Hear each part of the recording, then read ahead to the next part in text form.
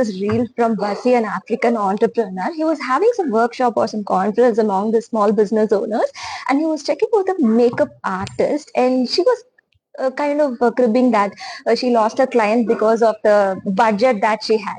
Say, for example, she had some 800 on the budget for wedding occasion, and 400 was a client's budget.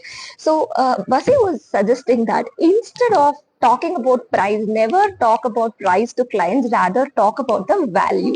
I think that makes sense, and he introduced a super cool diplomatic tactic. So when a client talks about budget, you focus the conversation towards what you will be able to bring. Say, for example, you check on more questions like who will be there on the wedding? Is it a friend's wedding? Would you meet your co-workers? Would you meet your ex there? Would you meet your business people, friends over there?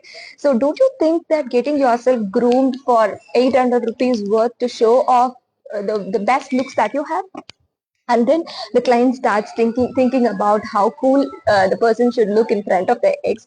So she eventually she agrees it. So basically change the conversation, rather price to value, and value is most important. Instead of talking about benefits, I mean, instead of talking about features, you talk about benefits, what you bring to the table. It's very important. That's what client eventually looks for. They don't care about your pricing, because pricing will always be a factor. But when you're able to convince in negotiation that this price is worth the value, then I think it will get it done.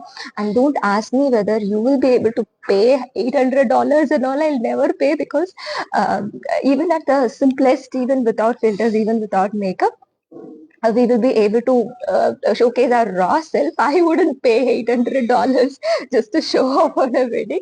It's just for a sales tactic. I think that's a cool strategy. What do you think? Follow me for more.